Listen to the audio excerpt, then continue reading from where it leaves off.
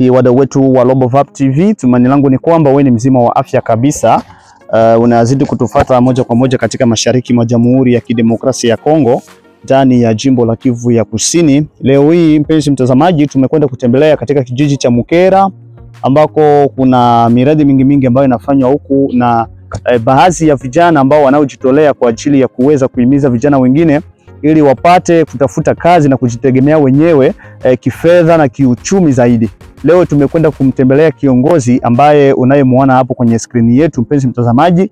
Tutaongea naye moja mbili tatu kwa ajili ya kuweza kutuelewesha kile ambacho anachokifanya katika kijiji hichi cha Mukera, hususan katika upande wa ufugo wa kilimo na pamoja na kuweza kufuga samaki katika visima. Kiongozi, jambo.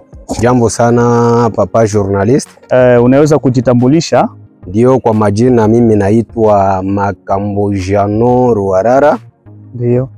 Mimi ni mkaaji wa Kasonge Mukera na familia yangu inapatikana pa Baraka Kondo, kwenye wake zangu wawili wapo. Mimi ni mme wa wake wawili na watoto 10 hapa nilipo.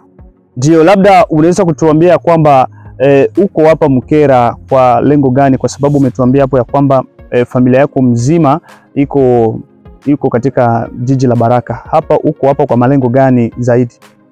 Kwa swali hilo ambalo umeweza kuniuliza, mimi napatikana hapa kwa kazi ya ufugaji wa samaki, ufugaji wa kuku, ufugaji wa mbuzi, ufugaji wa nguruwe na pia ufugaji wa ng'ombe na kilimo cha mimea tofauti hususan nanasi, viazi, migomba yani mandizi, uzalishaji wa mandizi na uzalishaji wa ndimu. Kwani kwa miaka hii sasa miwili tangu mwaka jana na kwa sasa napanda sasa miti ya ndimu, ndo kazi ambayo niko natumika kwenye kilimo. Naam, na labda ni kipi ambacho kilichokusukuma upate kufanya hivyo? Kwa sababu vijana wengi hapa kijijini Mukera wanaingia katika kazi za kuchimba madini zaidi, ndio kazi ambayo wanalenga, lakini wewe uko tofauti na ndugu zako ambao wanafanya kazi zao hapa kijiji cha Mukera. Wewe unajikita katika mambo hayo. Ni kipi zaidi ambacho kimekusukuma wewe kuweza kufanya mambo kama na hayo? Ndio papa journalist, kama ulivyoniuliza kilichonisukuma zaidi, msukumo uliosababisha mimi kuyafanya mambo kama hayo, mambo mbalimbali, mambo tofauti, niliona maisha ambayo nilikuwa mwayo wakati nikiwa mtoto, nikiwa shuleni. Nilisoma ya matatizo mengi, afu ilisababisha mimi kujiswali, haya ndo maisha ambayo nitakia ikala na mimi na watoto wangu au na mke wangu kipindi nitakachooa? Haikunifurahisha hali ile, ikabidi niaone nini la kufanya, ingawaje kipato kilikuwa kiruhusu. Nikafanya langu lote ili niweze kujiajiri, na kwa sasa nilishajiajiri na ninaajiri hata watu wengine ambao wako sasa wananisaidia kwa kazi. Asante sana kwa swali hilo. Swali hilo nimelisikia vizuri sana. Kiufupi, hiki ni kisima changu cha kwanza ambacho nilianzia hako miradi. Hiki kisima kwa sasa kina miaka 15 tangu nikitengenezea hapa kilipo. Hiki kisima nilipoanza nilitengeneza kakisima kadogo, kalianzia hapa.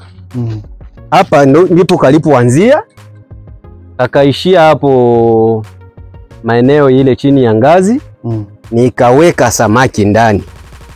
Kisha miezi 6 nikaanza kuvuna, nikapata amu 20,000. Nikawa na wazo, je, siwezi nikaongeza. Nikafika hapa. Nilipoifikisha hapa nikavuna, kisha miezi 6 nikavuna 15,000. Baada ya kupata hiyo 15,000, akili ikanituma niongeze pia. Nikaongeza, nikafika hapa kwenye kibambazi kimefika. Kwa gisi miaka nayo ilikuwa ikisonga. Nilipofikisha maji kwenye hii level ya hapa, nikaanza kupata 360, 80, 400 na 10. Ile kanipatia shauku ya kusema ya kwamba tayari hii ni kazi, na ikiwa ulikuta mna ukame sababu ilikuwa ni moja tu. Niliona tuta yake ilikuwa kidogo, ikabidi ninenepeshe tuta. Cha pili, ile kukausha kisima, unapotembea tembea ndani huwa munaregea udongo. Ile matope ndio inakuwa mengi hivi, gisi nilikuwa na kanyago ngelikuta kiato kinazama. Ndio. Alafu ilibidi ni zoborowe ile matope yote kuitia kwenye tuta ili zidi tena kukazisha tuta. Ndio maana unakuta nilipiga matope ngambo na ngambo.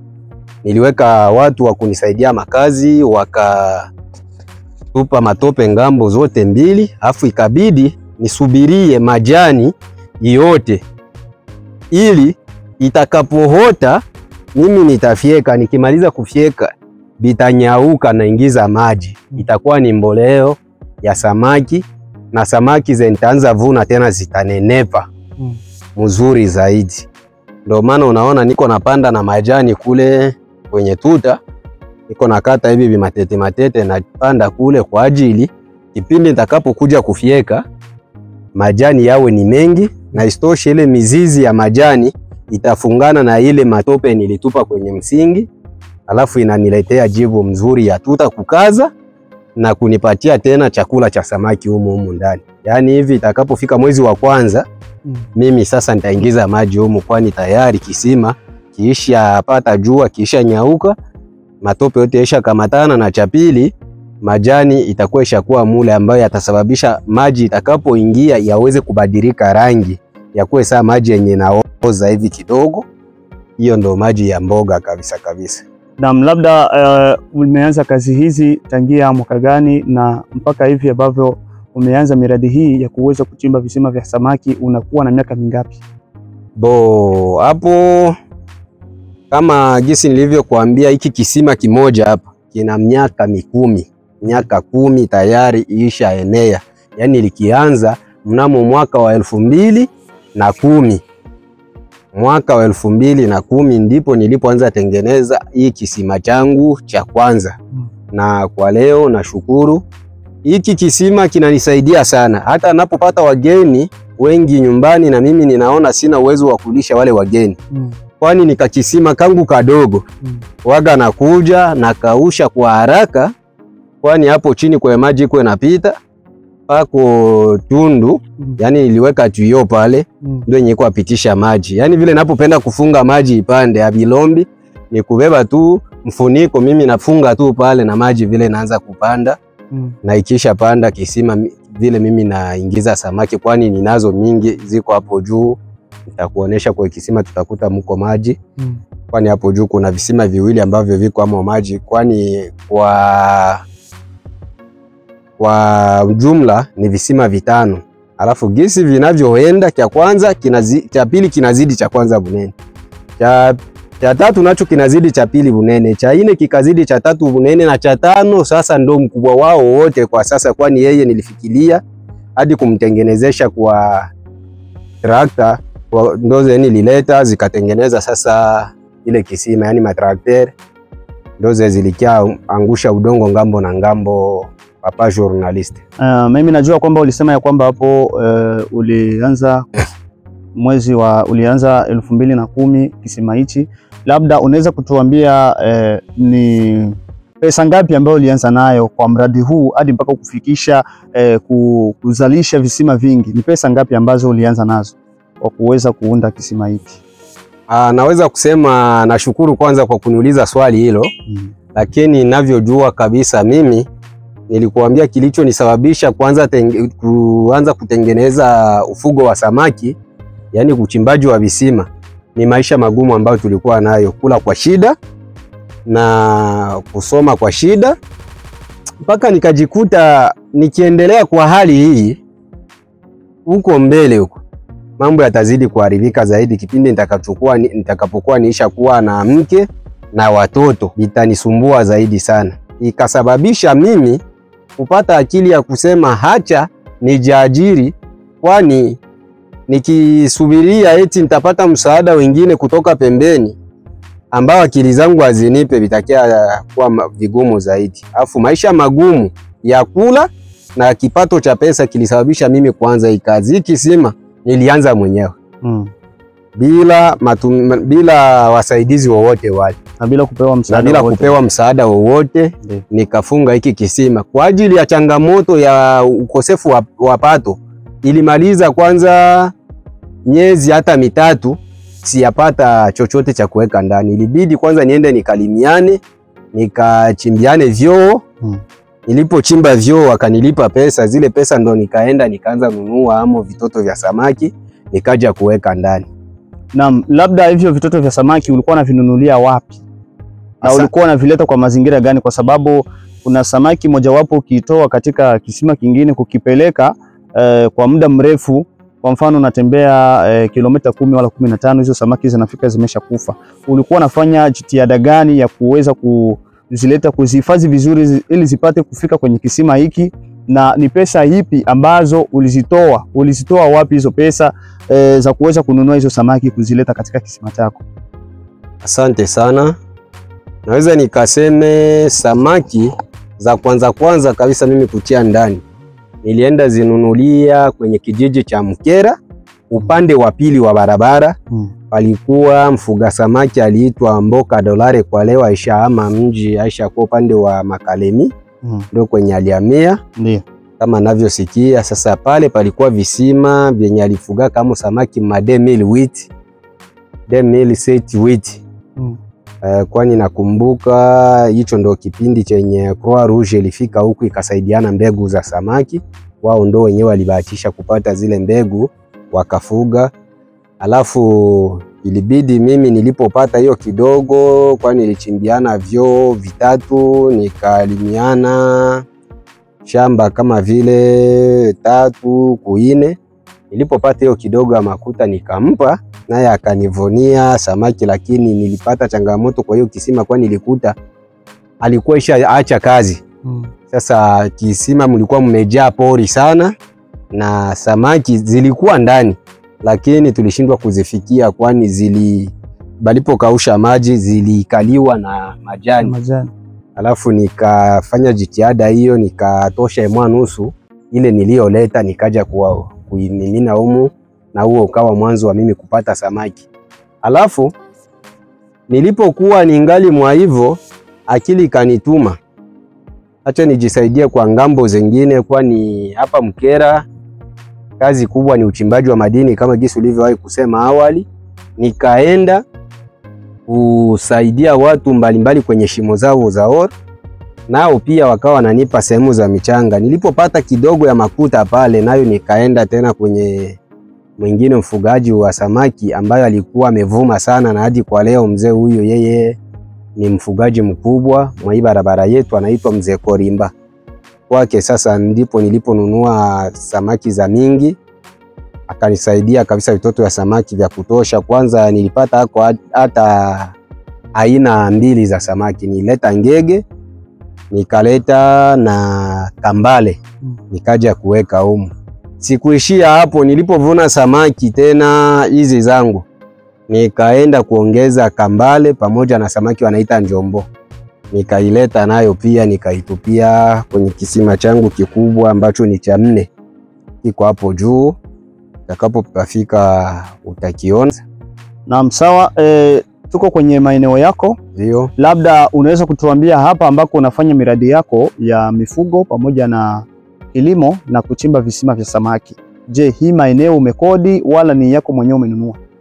Asante sana. Huo mradi mimi sishaurie mtu yeyote kutumika mradi kama na huu kwenye eneo za kukodi au za kulomba. Ni kosa kubwa kwenye sekta hii yetu ya uchimbaji wa visima. Kwani kisima sio kazi ya leo eti inaisha. Sio upandaji wa tomate utavuna kisha baada ya miezi 3 habari inaisha wala 4. Au shamba la miogo baada ya miaka 2 3 habari inapotea. Sio hivyo. Hivi hiki kisima kitakuwa hapa mpaka wakati Yesu atakaporudi kuja kumaliza ulimwengu wake.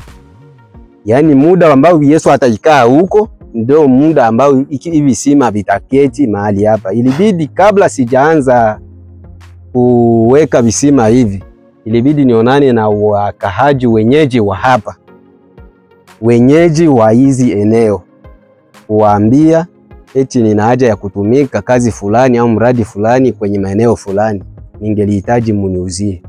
Na wakawa watu wazuri, wakawa wakaaji wema, wakanipa eneo ambao nitakalo lifanyizia kazi kwa kiwango fulani cha pesa ambacho tukulielewana. Nikawapa makuta, nao wakaniandikia karatasi ambayo inaruhusu eti eneo fulani tumempatia mwananchi fulani ili atengeneze mambo ya maendeleo ambayo anayoyafikiria kuyafanya. Ikasababisha mimi kupata eneo hili. Yani eneo hili nilizipata au eneo hili nililipata kupitia wito ambao nilikuwa nao, na pia nikakuta wakahaji wazuri ambao walinikaribisha ili kwa kuweza kukaribisha maendeleo ya kwetu au ya kijijini kwetu. Wakahaji hao ni wakahaji wa Kasonge. Kasonge ni kijiji ambacho kinaongozwa kwa muda huu na Shefu Bobela Sadiki, lakini kwa muda ule ambao nilianza kupata eneo hizi nilipata ulikuwa muda ambao ulikuwa ukitawaliwa na kiongozi wa kijiji aliyeitwa Salumu.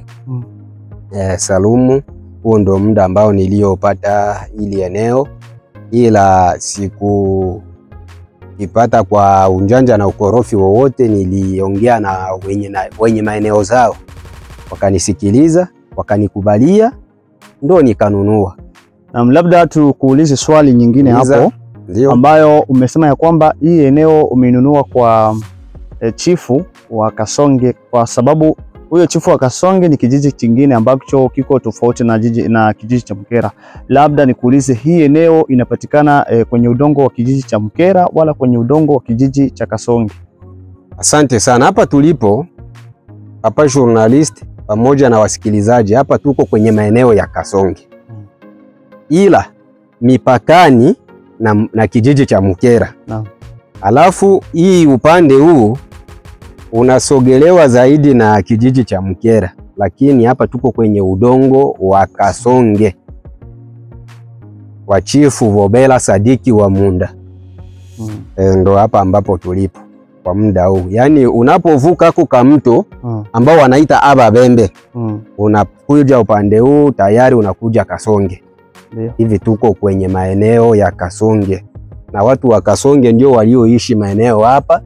Maeneo haya yote kabla ya barabara haijapita ya Rute Mwenga, barabara zilipopita kisha ndo watu wakaenda, wamoja walienda Kasonge na wengine wakashuka Simbi, wakatoka Alanga na haya maeneo ya hapa wakatia kijiji kimoja Kasonge na kingine Simbi. Ndio. Ni jamaa moja. Kwani nilishukuru hata kwa mkuu wa tarafa, ilibidi aambie shirika la Pikajel kipindi walipoleta ngombe wagabulia wafugaji kwa mwaka huu ambao tumeuacha mwezi wa 11, akawaambia eti kuna mwingine mfugaji ambaye anapatikana Kasonge huko kwenye vijiji vya Mkera, naye mumkumbuke. Pia nikaona nimepata msaada wa ngombe 2 zilizotoka kwenye mikono ya shirika kubwa la Pikajel, ila kupitia wakuu wetu wa tarafa, kwani ndio walionitambulisha kama nami ninafanya kazi hizo, kwani tayari walikuja kuangalia nini ambao niko nafanya hapa. Walipoona walifurahi sana, na mimi nikafurahi sana kwa ujio wao, kwani walinitambulisha hata kwa mashirika mbalimbali. Kwani ndipo akamwambia mkuu wa ufugaji anaangalia urowaji wa samaki na ufugaji wa minyama, yani peshe elevage, Papa Inspecteur Kaume, akawa msemaji wangu mkuu kule. Tukapata hadi zile zima ngombe 2 za dike. Kwa leo tunatarajia mwaka kesho au miaka ambayo itakuwa hapo mbele zitazaana. Haibikuishia pale. Hapa usoni nilipata msaada wa rozware 15, rato 15 na beshe 15 na jembe 100 kutoka kwa mkuu wetu wa kilimo cha tarafa ya Fizi ambaye anaitwa Dalton Mundabatu, kama gisi jina lake lilivyo. Mundabatu vraiment ule mtu anapenda sana watu na ni mtu mkuu wa maendeleo, naye akasaidia. Hatukuishia pale, vile vile kuna association moja, yani kikundi cha watu wa maendeleo kama vile anoveve. Walipoona yote huwa tunayafanya kama na hivyo, akasema hapana, acha tuweze kupeleka mbele kidogo. Nao walinitambulisha kwa watu tofauti tofauti. Nina imani singelikuwa vita kwa sasa kama tungelikuwa hata tuko na trakter 3 wala 4 za kilimo hapa kwetu, na ingine misaada fulani kama vile Croix Rouge nayo ilikuwa nasema nayo itatusupport kwenye kazi hizi. Yani tuna imani ya kwamba nao wangali watakuja baada ya kuona nini tuko tunafanya. Walifurahi zaidi sana. Ujumbe wako wa mwisho kwa watu wote wanaopatikana kwenye tarafa la Fizi? Asante sana. Ujumbe kwangu kwa vijana wetu ambao wanapatikana kwenye kijiji cha Kasonge, Mukera, Kichula, Ambala pamoja na teritwari mzima ya Fizi, pamoja na Kongo mzima na Afrika mzima. Napenda kuambia kazi ya ufugaji wa samaki ni kazi nzuri sana. Ni kazi mzuri kwa kuianza hitaji mpaka ukue na maroli ya makuta. Hapana, anza hata kwa nguvu zako. Anza kwa huo muda ambao unashinda tu unapoteza kwa kucheza GD6. Huo muda ambao unapoteza kwa kucheza kadi, huo muda ambao unacheza kwa kuingia dame, chukua huo muda ukaoingize kwenye kazi, utakuokolea makuta ambayo ungelipata huko mbele kwenye maisha yako. Kiufupi kazi hii inaomba kuanza polepole. Mtu anapokuja eti yeye ni mfugaji aliweka kisima cha samaki kwa ajili ya upendo wa tarafa letu, uwe wa wapi, uwe na kujua, uwe sikujua, ukuje tu niambie eti nina kisima fasi fulani, nitakwambia tunaweza kupafika. Ukisema una nauli ya kunilipia, mimi nitakulipia na wewe na mimi niende nikaone, ili nijue mnapashwa ingia samaki za namna gani au kiwango gani cha samaki. Kwa hiyo naambia wakaaji wote wa tarafa la Fizi, kwani ningali hapa mimi mwenyewe, waje nitawafunza kwa kutumika hizi makazi. Vile nitawapa mbegu za bure, kwani tunahitaji vijana wa maendeleo ambao wataweza kuendeleza tarafa letu kwa kufukuza njaa, umaskini na ukame wa mboga. Vitu sawa na vile. Cha kwanza, kisima kiko na faida ya kwanza, kukula mumwako. Na faida ya pili, utapata bumakuta hubu kidogo kwa urahisi sana. Na hata watoto wako hawatakosa mboga, hawatakosa nini, vitu sasa na vile. Hata hubu pesa wa kulipia watoto kwa masomo hauwezi ukabukosa. Hata mahali ya kuoa mwanamke avilombi kabisa.